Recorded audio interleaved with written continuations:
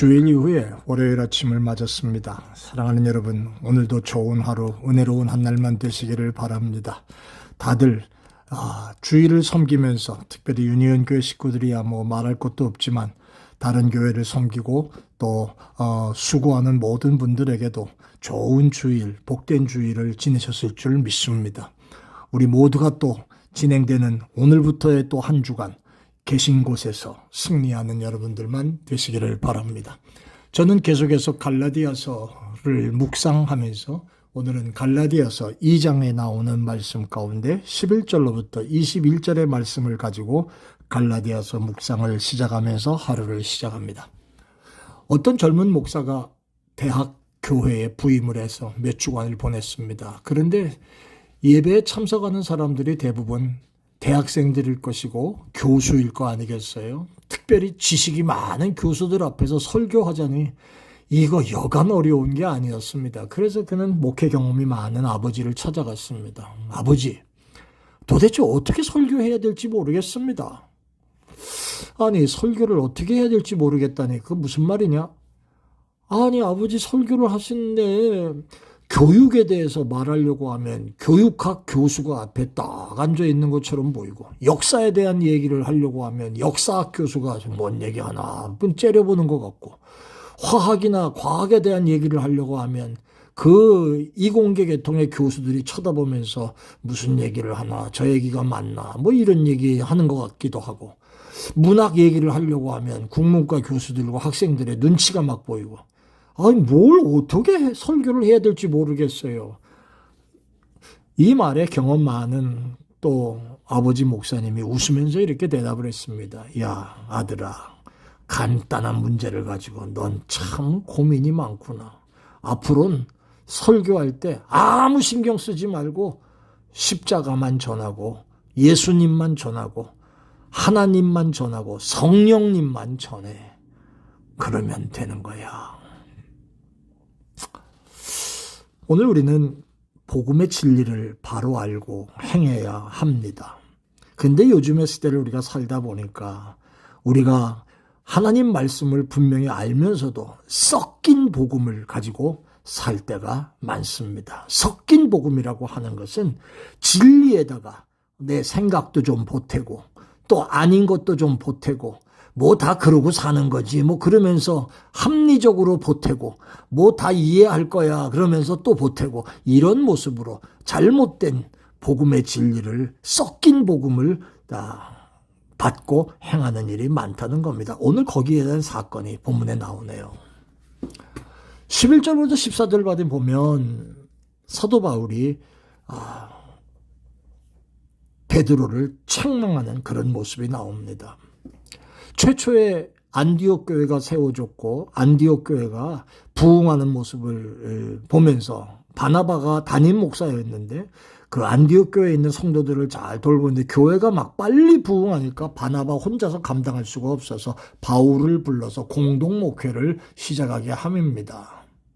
이렇게 교회를 성장하고 있는 가운데 베드로가 안디옥 교회를 방문하게 됐고요. 어느 날 식사하던 자리에서 사건이 일어난 겁니다. 왜 바울이 선배인 베드로를 책망을 하는 일이 벌어졌을까요? 오늘 베드로가 바울에게 책망받은 이유는 갈라디아 교회에 퍼져 있던 이 섞인 복음이라고 할 수 있는 율법과 은총의 문제 때문입니다. 사도 바울은 율법 아래 살던 유대인들이 예수를 믿음으로 구원받을 수 있다는 걸 설교했습니다. 그러나 유대인들 중에 일부는 예수를 믿어도 율법도 지켜야 되는 거야. 이런 것이 지금 갈라디아 교회에 퍼져 있었다는 거지요. 그래서 사도 바울은 그들의 주장을 반박하고 오직 예수 그리스도의 은총에 의해서만 구원받는 거야 라고 하는 것을 강조했습니다. 그 일에 대해서 어떤 유대인들은 이것을 반대했고요.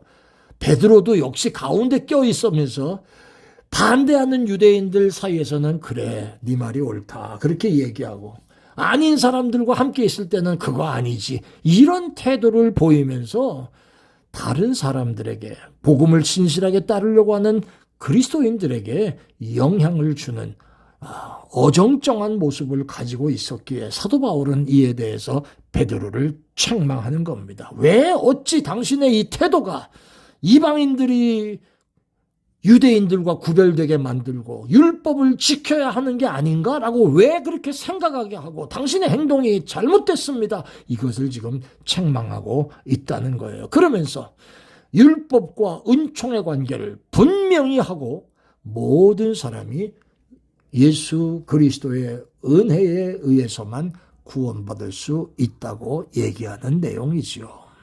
사도 바울이 전한 복음의 진수가 뭡니까?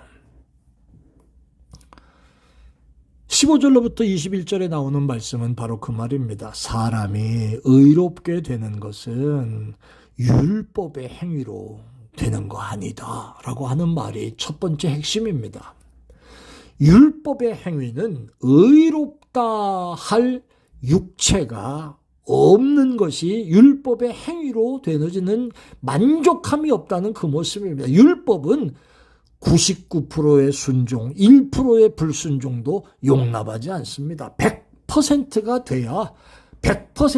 돼야 온전한 겁니다. 그러므로 야고보서 2장 10절에 누구든지 온 율법을 지키다가 그 하나를 범하면 모든 걸 범하는 자가 되는 거야. 이렇게 말씀하고 있는 거예요. 그러니까 율법을 지키는 것도 힘들고 율법을 통해서 구원받을 자가 글쎄요. 없다고 하는 말씀을 성경은 얘기해 주는 거예요. 두 번째는 사도 바울의 핵심은 뭐냐 하면 사람이 의롭게 되는 것은 율법 아니고 오직 예수 그리스도를 믿음으로 말미암는 것이다. 지금 이 얘기를 합니다. 에베소서 2장 8절의 말씀 보면 제가 읽어드릴게요. 너희가 그 은혜를 인하여 믿음으로 말미암아 구원을 얻었나니 이것은 너에게 난 게 아니라 하나님의 선물이라. 너희들이 지킨다고 해서 율법으로 해서 된 게 그게 아니고 믿음으로 우리가 구원받게 하신 것은 하나님의 은혜요. 하나님의 선물이라 이렇게 말하고 있습니다. 그러므로 로마서 3장 20절에는 그러므로 율법의 행위로 그 앞에 의롭다 하심을 얻을 육체가 없다라고 말하는 것. 율법으로는 죄를 깨닫게만 할 뿐이다 라고 가르치는 거예요. 사랑하는 여러분, 고린도전서 15장 10절엔 이런 말씀이 있습니다. 그러나 나의 나된 것은 하나님의 은혜로 됐다. 내게 주신 그의 은혜가 헛되지 아니해서 내가 모든 사도보다 더 많이 수고했나 내가 아니고 오직 나와 함께 하신 하나님의 은혜야. 이렇게 말하고 있습니다. 저는 이런 말씀으로 오늘 아침 말씀을 맺으려고 합니다. 여러분, 수십 년, 수년 신앙생활 해왔습니다. 혹시 말씀을 말씀대로 사모하고 받고 지키고 행하는 그런 모습이 아니라 거기에 나 역시도 섞인 복음을 가지고 따라가는 그런 모습은 없습니까? 내 생각이 섞이고 내 경험이 섞이고 내가 공부했던 지식이 성경에 섞여서 믿을 것과 안 믿을 걸 구별하고 이런 모습 없습니까? 바로 행하시고 계십니까? 의롭게 되는 것은 믿음으로 되어지는 겁니다. 바울의 고백이 바로 저와 여러분들의 고백이 될 수 있기를 예수 이름으로 축원합니다. 아멘. 고마우신 아버지, 주님 주신 복음에 여러 가지를 섞어서 비빔으로 만들어 섞어버린 섞인 복음을 따르는 그런 모습이 되지 않게 하시고 주님이 주신 말씀을 따라 그대로 순종하며 살면서 주님 앞에 영광 돌리는 종들의 모습이 되게 해 주옵소서. 회개하게 하시고 바로 하나님 앞에 서게 하옵소서. 예수님 이름으로 기도합니다. 아멘. 고맙습니다. 좋은 하루 되세요.